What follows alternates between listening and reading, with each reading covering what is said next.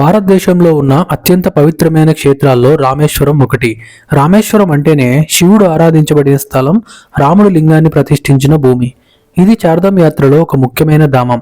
తమిళనాడులోని పంబన్ దీవిలో సముద్ర తీరానికి దగ్గరగా ఉన్న ఈ క్షేత్రం శివభక్తులకు మాత్రమే కాకుండా వైష్ణవ భక్తులకు కూడా అత్యంత పవిత్రమైనది ఈ రామేశ్వరం. ఈ వీడియోలో రామేశ్వరం చరిత్ర, ఆలయ విశేషాలు, 22 తీర్థాలు, అగ్నితీర్థ ప్రాముఖ్యతతో పాటు దర్శన విధానాన్ని అయితే తెలుసుకుందాం.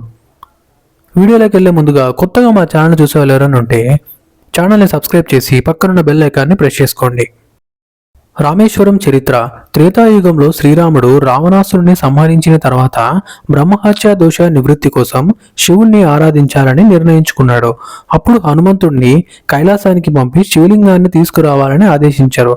కానీ శుభముహూర్తం దగ్గర పడ్డంతో సీతాదేవి సముద్ర తీరంలోని ఇసుకతో లింగం తయారు చేసి శ్రీరామునితో ప్రతిష్ఠ చేయించారు. అదే రామలింగం. హనుమంతుడు తీసుకొచ్చింది విశ్వలింగం. ఈ 2 లింగాలు ఈ రోజు కూడా రామేశ్వర ఆలయంలో దర్శనమిస్తాయి. శ్రీరాముడు ఇక్కడ ముందుగా రామలింగానికే పూజ జరగాలని చెప్పారు. అందుకే ఇప్పటికీ అదే సాంప్రదాయం ప్రకారం ఇక్కడ రామలింగానికి ముందుగా పూజ అయితే జరుగుతుంది. రామేశ్వరం ఆలయ ప్రత్యేకతలు, విశేషాలు. రామేశ్వరం ఆలయం ప్రపంచంలోనే అత్యంత అద్భుతమైన ఆలయాల్లో ఒకటి. అతి పొడవైన కారిడార్లు, సుమారు 1200కు పైగా రాతి స్తంభాలు, ద్రవిడ శిల్పకళకు అద్భుత ఉదాహరణ ఈ ఆలయం. ఇప్పుడు ఈ ఆలయ దర్శన విధానాన్ని చూద్దాం. అన్ని ఆలయాల్లో దర్శనం వేరు, రామేశ్వరంలో దర్శనం వేరు. ఇక్కడ ముందుగా అగ్ని తీర్థ స్నానం. సముద్రంలో స్నానం చేయకుండా ఆలయంలోకి ప్రవేశించరు. అలాగే ఆలయంలో 22 తీర్థాలు ఉన్నాయి. అవన్నీ ఏంటో ఒకసారి చూద్దాం. తీర్థ స్నాన మహిమ.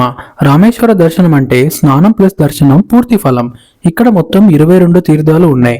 అందులో అగ్నితీర్థం అత్యంత ముఖ్యమైనది. అగ్నితీర్థం రామేశ్వరం ఆలయం ముందు సముద్ర తీరంలో ఉంది. ఈ అగ్నితీర్థంలో తెల్లవారుజామున స్నానం ఉత్తమమని అంటారు.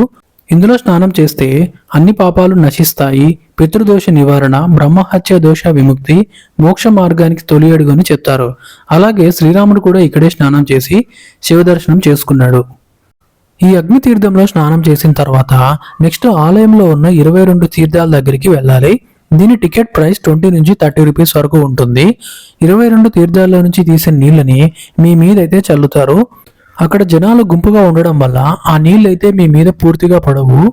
ఈ క్యూ లైన్ దగ్గరే కొంతమంది మనుషులు అయితే ఉంటారు. మీరు వాళ్ళతో సపరేట్గా వెళ్తే వాళ్ళు 22 తీర్థాల నుంచి తీసిన నీళ్ళని మీ మీద అయితే చల్లుతారు. వారు ఒకరికి 250 నుంచి 300 రూపీస్ వరకు అయితే అమౌంట్ ఛార్జ్ చేస్తారు. ఇలా తీర్థ స్నానం తర్వాత శివలింగ దర్శనం చేసుకోవాలి. ఇక్కడ ప్రధానంగా రామలింగం, విశ్వలింగం 2 ఉంటాయి. ముందుగా రామలింగం దర్శనం చేసుకొని తర్వాత విశ్వలింగం దర్శనం చేసుకోండి. శివ దర్శనం అనంతరం అమ్మవారిని దర్శనం చేయాలి. అలాగే ఈ ఆలయంలో స్ఫటికలింగ దర్శనం ఉంటుంది. ఉదయం 4 నుంచి 5 లోపల అయితే దర్శనం చేసుకోవాలి. ఇది రామేశ్వరం చరిత్ర మరియు విశేషాలు. రామేశ్వరం మనకు చెప్పేది ఒకటే, భక్తి ముందు దేవుడు వినమ్రుడే, అహంకారం విడిచిపెడితే మోక్షం ఖాయం. రాముడు శివుణ్ణి పూజించిన స్థలం అంటే ఈ క్షేత్ర మహిమ మాటల్లో చెప్పలేనిది. ఇలాంటి పవిత్ర క్షేత్రం గురించి ప్రతి భక్తుడు జీవితంలో ఒక్కసారైనా తెలుసుకోవాలి, దర్శించుకోవాలి. మీకు ఈ వీడియో నచ్చితే లైక్ అండ్ కామెంట్ చేసి మీ ఫ్రెండ్స్ అండ్ ఫ్యామిలీకి ఈ వీడియోని షేర్ చేయండి. Thank you so much for watching.